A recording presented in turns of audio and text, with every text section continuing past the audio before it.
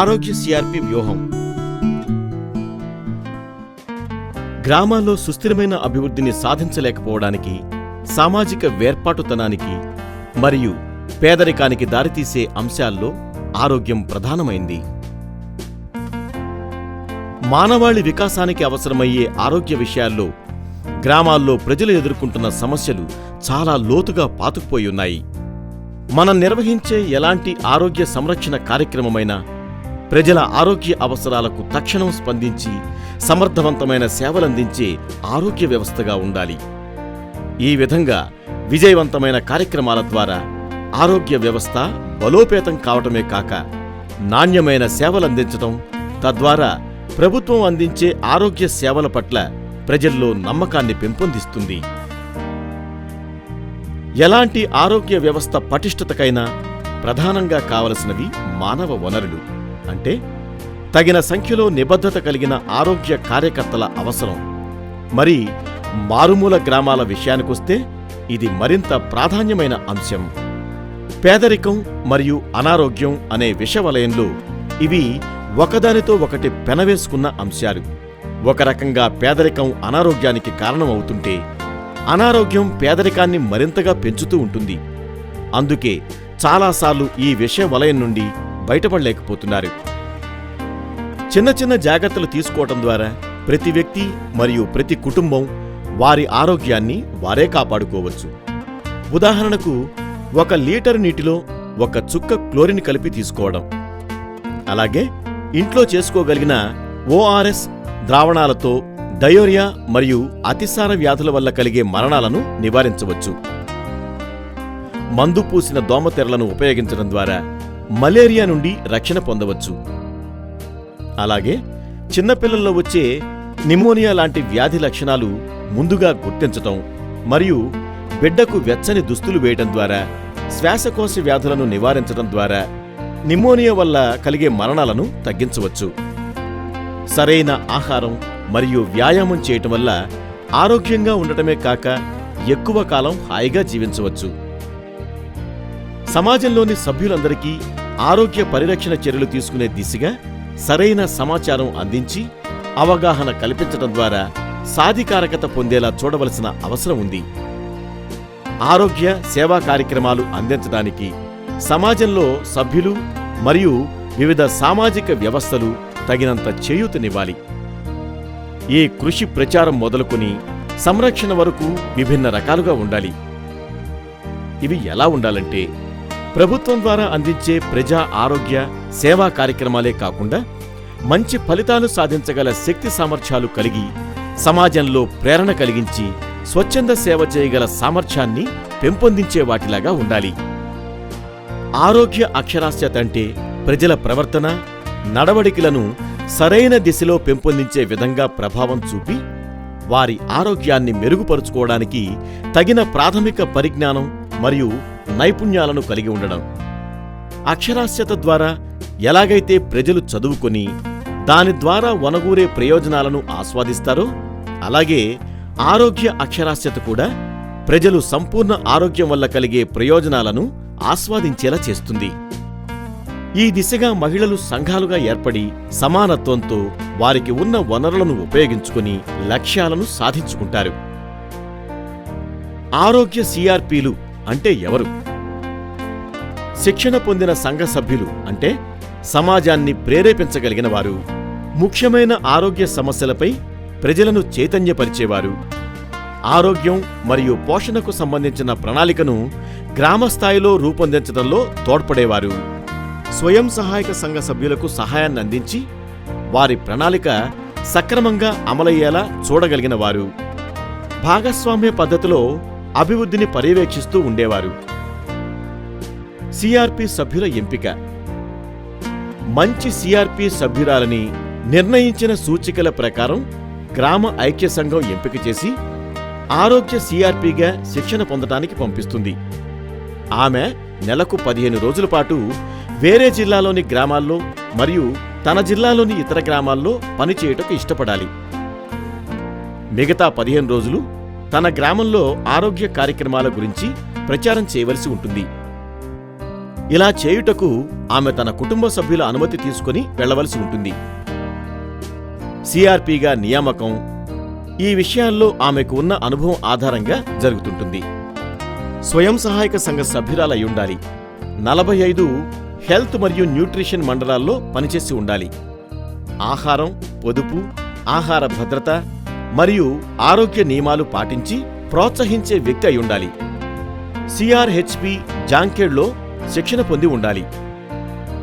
స్వయం సహాయక సంఘ సమావేశాల్లో ఆరోగ్యం అజెండాగా పెట్టి చర్చించి ఉండాలి.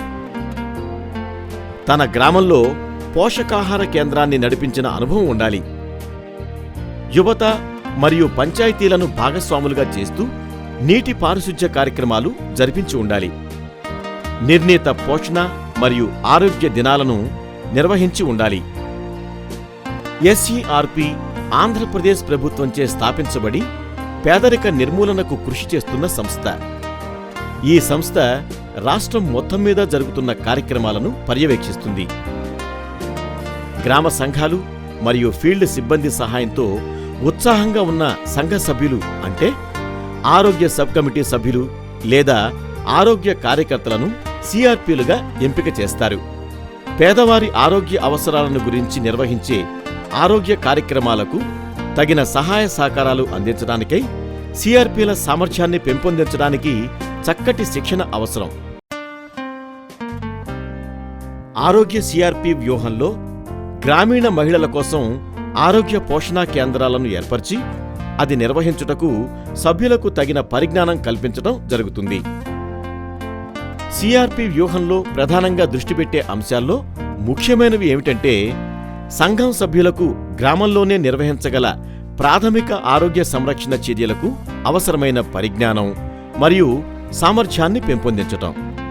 ఈ శిక్షణల్లో ప్రతి స్థాయిలోనూ ఆరోగ్య పోషణ విషయాలపై అనుభవం ఉన్న నిపుణులతో శిక్షణ ఇప్పించబడుతుంది. ప్రభుత్వ అధికారులు కూడా తగిన రీతిలో పాల్గొనేలా చూస్తారు. అంతేకాక నేర్చుకున్న దాన్ని గ్రామస్థాయిలో స్వయంగా వారే అమలు చేసేలా చూడడం మరియు ఆ పని నిర్వహించినప్పుడే తగిన సలహా సహకారాల ద్వారా శిక్షణ ఇవ్వడం జరుగుతుంది. మాడ్యూలు 1 శిక్షణా తరగతిలో నిర్వహించేవి. హెల్త్ సిఆర్పిలకు ఒకేసారి తక్కువ వనరులతో వివిధ పనులు చేయగలిగేలా శిక్షణ ఇవ్వబడుతుంది. వారి సామర్థ్యాన్ని అనుసరించి ఏ ఏ పనులు చేయగలరో గుర్తించి ప్రోత్సహిస్తారు. వీరికి 10 రోజులు ప్రాథమిక శిక్షణ అంటే ఓరియంటేషన్ కోర్సుతో మొదలవుతుంది. ఉదాహరణ, శిక్షణలో 40 మంది పాల్గొన్నప్పుడు వారి నైపుణ్యాన్ని అనుసరించి 5 గ్రూపులుగా విభజిస్తారు.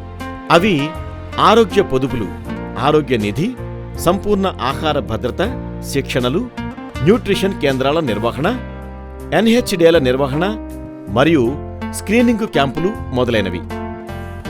శిక్షణ ఇచ్చేటప్పుడు ముఖ్యంగా ఆరోగ్యపరమైన ప్రవర్తనలు మరియు అలవాట్లలో మార్పు తీసుకొని రావడానికి అవసరమైన సమాచారం మరియు నైపుణ్యాలను పెంపొందించడానికి ప్రత్యేక శిక్షణ ఇస్తారు.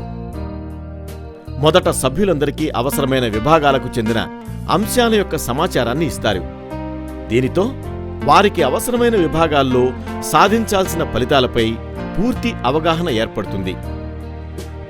ఇచ్చిన అంశాన్ని సభ్యులు సరిగా అర్థం చేసుకోవడానికి వివిధ పద్ధతులతో శిక్షణ ఇస్తారు. ఇలా శిక్షణ ఇవ్వడం ద్వారా సిఆర్పి దీన్ని సరిగా పాటించి ఇచ్చిన అంశం యొక్క ప్రాముఖ్యతను గ్రామాల్లో సభ్యులు గుర్తించేలా చేయగలుగుతారు. ప్రతి సిఆర్పి శిక్షణ పొందేటప్పుడే తగిన ప్రాక్టీస్ చేసి తమ గ్రూపులోని సభ్యులందరి ఎదుట వివరించాలి. సిఆర్పి కనబరిచిన ప్రతిభను 4 అంశాల్లో అంచనా వేస్తారు.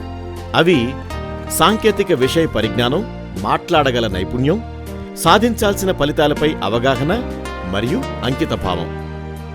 ఈ విషయాల్లో దేనిలోనైనా లోపం కనిపిస్తే వెంటనే తన సహచరుల వద్దే శిక్షణ పొందేలా చూస్తారు. ఈ విధంగా మొదటిసారి శిక్షణ పూర్తయ్యాక శిక్షణ పొందిన 40 మంది 8 జట్లుగా ఏర్పడతారు. ప్రతి జట్టుకు 5 సభ్యులుంటారు. ప్రతి జట్టులో ఒక ఆరోగ్య అజెండా, ఆరోగ్య పొదుపులు, ఆరోగ్య నిధి, శిక్షణలు, న్యూట్రిషన్ కేంద్రాల నిర్వహణ, సామాజిక చైతన్యం మొదలైన 5 విషయాలు తెలిసిన సిఆర్పిలుంటారు. డిపిఎంయు వారు సిఆర్పి వ్యూహం నిర్వహించే గ్రామాలను ఈ కింది అంశాలకు లోబడి ఎంపిక చేస్తారు. గ్రామంలో ఐబిసిఆర్పి వ్యూహం నిర్వహించి ఉండాలి. వివోలో 5 మందితో ఆరోగ్య సబ్ కమిటీ వారు మరియు 1 ఆరోగ్య కార్యకర్త నియామకం జరిగి ఉండాలి. ఆరోగ్య పొదుపులు మరియు సంపూర్ణ ఆహార భద్రత అమలు చేస్తున్న గ్రామమై ఉండాలి. ఎంపిక చేసిన పైలట్ మండల్లో 1 హెచ్ఎన్సిసి, 1 మాస్టర్ ట్రైనర్ మరియు డిస్ట్రిక్ట్ యాంకర్ పర్సన్ల నియామకం జరిగి ఉండాలి. ఈ విధంగా శిక్షణ పొందిన సిఆర్పిలను ఎక్స్టర్నల్ సిఆర్పిలు అంటారు. వీరిని ఆరోగ్య సిఆర్పి వ్యూహాన్ని అమలు చేయడానికి ఇతర జిల్లాలకు కేటాయిస్తారు. 1 సిఆర్పి టీము ఈ వ్యూహాన్ని అమలు చేయడానికి 2 నెలల పాటు నెలకు 15 రోజుల చొప్పున 30 రోజులు ఒక గ్రామంలో ఉంటారు. ఈ విధంగా ఒక మండలానికి 5 టీములు కేటాయించినప్పుడు 6 నెలల సమయంలో 15 గ్రామాలు ఆరోగ్య సిఆర్పి వ్యూహంతో పూర్తి చేయబడతాయి. ఈ విధంగా ఒక జిల్లాకు కేటాయించిన సిఆర్పిలు అదే జిల్లాకు చెందినవారై ఉండరు. మాడ్యూలు 2 శిక్షణ పొందిన తర్వాత గ్రామంలో నిర్వహించే కార్యక్రమాలు. ఈ కార్యక్రమాన్ని 7 దశల్లో నిర్వహిస్తారు. మొదటి దశ మొదటి నెలలో 15 రోజుల పాటు ఉంటుంది. ఇది సిఆర్పిల సర్వేతో ప్రారంభమవుతుంది. ఈ సర్వేలో గ్రామాల్లో పాటిస్తున్న ఆరోగ్య సంరక్షణ అంశాలను అంచనా వేస్తారు. ఈ విధంగా సర్వేలో పరిశీలించిన అంశాలను గ్రామ సభల్లో వివో సభ్యులు గ్రామ సర్పంచ్, ఆరోగ్య శాఖ, ఐసిడిఎస్ మరియు గ్రామీణ నీటి సరఫరా శాఖ సిబ్బందితో పంచుకుంటారు. కార్యక్రమాలు విజయవంతం కావాలంటే ముందుగా ప్రణాళిక తయారు చేసుకుని వరుస క్రమంలో నిర్వహించాలి.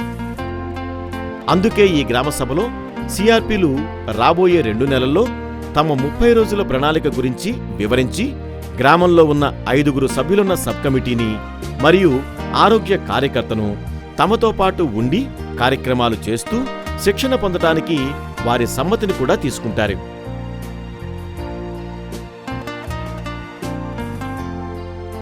ఆరు నెలల పాటు సిఆర్పి వ్యూహంలో 2 నెలలు, మండల స్థాయిలో 4 నెలలు శిక్షణ పొందిన ఆరోగ్య సబ్ కమిటీ సభ్యులు, ఆరోగ్య కార్యకర్త మరియు ఆసక్తి, ఉత్సాహం ఉన్న ఇతర సంఘ సభ్యులెవరైనా అంతర్గత సిఆర్పిలుగా గుర్తించబడతారు. మొదటి నెలలోని 15 రోజుల తర్వాత ఎక్స్టర్నల్ సిఆర్పిలు తిరిగి తమ సొంత గ్రామాలకు వెళ్లి సిఆర్పి వ్యూహంలోని 5 అంశాలపై తమ ప్రణాళికలను ఆచరణలో పెడతారు. రెండవ దశ 2వ నెలలో 15 రోజులు. మొదటి దశలో 5 అంశాలపై అవగాహన కలిగిస్తే ఈ దశలో సిఆర్పి వ్యూహంలో నిర్వహించే 5 అంశాలు కేటాయించిన గ్రామాల నందు అమలు చేసేలా చూస్తారు. రెండవ దశలో ఆఖరి రోజున ఎక్స్టర్నల్ సిఆర్పిలు గ్రామసభ నిర్వహించి వెళ్తారు. వీరు వెళ్లే ముందు గ్రామాలకు సంబంధించిన ఇంటర్నల్ సిఆర్పిలకు వారసులు 1 మరియు 2లకు బాధ్యతలను అప్పగిస్తారు. ఆ విధంగా ఈ వారసులు కార్యక్రమాలను తమంతట తాము కొనసాగిస్తారు.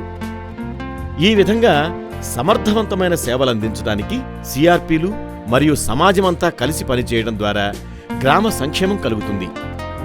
ఈ విధంగా కలిసి నేర్చుకోవడం మరియు కలిసి పనిచేయడం అనేది గ్రామాభివృద్ధికి తోడ్పడే అదనపు అంశాలు. 3వ దశ, ఇది జాంఖేడ్లో 5 రోజులు కొనసాగుతుంది. ఈ దశలో వారసులు యువజన సంఘాల సభ్యులు మరియు సర్పంచులను జాంఖేడ్లోని సిఆర్హెచ్పి సంస్థకు శిక్షణ కొరకు పంపుతారు. ఇక్కడ ప్రజా ఆరోగ్య పరిరక్షణకై అవలంబిస్తున్న విధానాల గురించి వారు ఫీల్డులో ప్రత్యక్షంగా చూసి అవగాహన పెంపొందించుకొని తిరిగి గ్రామానికి వస్తారు. 4వ దశ, ఇది 2 లేదా 3 రోజులు కొనసాగుతుంది. 2 నెలల తర్వాత ఎక్స్టర్నల్ సిఆర్పిలు అదే గ్రామాన్ని సందర్శించి వారు అమలుపరిచిన కార్యక్రమాల అభివృద్ధిని పరిశీలిస్తారు. ఏమైనా లోపాలున్నట్టయితే వాటిని సరిదిద్దటానికి తగిన సలహాలిచ్చి ఆ కార్యక్రమాల్ని తిరిగి సక్రమంగా నిర్వహించుకునేలా చేస్తారు. 5వ దశ, ఈ దశలో 6 నెలల పాటు శిక్షణ పొందిన వారసులను ఇంటర్నల్ సిఆర్పిలుగా పరిగణిస్తారు. 6వ దశ, ఈ దశలో అంతర్గత సిఆర్పిలు రాష్ట్ర స్థాయిలో శిక్షణ పొంది ఎక్స్టర్నల్ సిఆర్పీలుగా ఎదుగుతారు. ఈ 6 దశలు ముగిసిన అనంతరం సిఆర్పి వ్యూహం పూర్తి చేసిన గ్రామాల నుంచి తయారైన ఇంటర్నల్ సిఆర్పీలను ఎస్పీఎంయులో శిక్షణ కొరకు పంపుతారు. 5 రోజులు జరిగే శిక్షణ అనంతరం వీరు బృందాలుగా విభజించబడి ఇతర జిల్లాలకు పంపబడతారు. వీరికి టీమ్ గైడ్లను జతచేస్తారు. ఈ విధంగా 4 నెలలు అంటే 2 గ్రామాల్లో పనిచేసిన అనంతరం, అంటే ప్రొబేషన్ పీరియడ్ పూర్తి చేసిన ఇంటర్నల్ సిఆర్పీలు ఎక్స్టర్నల్ సిఆర్పీలుగా ఎదుగుతారు.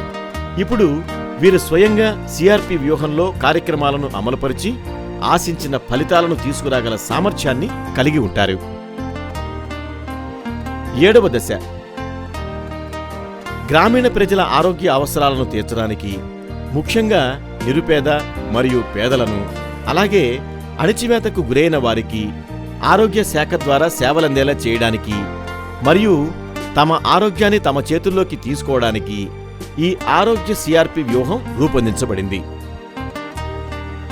ఈ సిఆర్పి వ్యూహం 40 మంది స్వయం సహాయక సభ్యులతో మొదలై కేవలం 18 నెలల కాలంలో 700 మందికి చేరింది.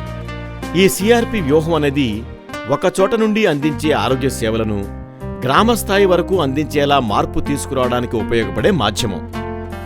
సిఆర్పిలో పరిజ్ఞానాన్ని, ఆత్మస్థైర్యాన్ని పెంచి గ్రామాల్లోని వారి తోటి మహిళలకు సమాచారాన్ని అందించడానికి శిక్షణ ఇచ్చే స్థాయికి పెంచడం జరుగుతుంది. సిఆర్పి వ్యూహం పూర్తి చేసిన గ్రామాల నుండి 6 నెలలకు ఒకసారి తయారయ్యే కొత్త సిఆర్పి బృందాలకు రాష్ట్ర స్థాయిలో శిక్షణిస్తారు. ఈ విధంగా ప్రతి 2 నెలలకు 250 నుండి 300 మంది సిఆర్పీలు తయారయ్యి శిక్షణ పొందుతారు. ఈ పద్ధతిలో ఒక సంవత్సరానికి దాదాపుగా 1500 మంది శిక్షణ పొందిన సిఆర్పీలు తయారవుతారు. క్రమబద్ధమైన శిక్షణ ద్వారానే సిఆర్పీల అభివృద్ధి జరుగుతుంది.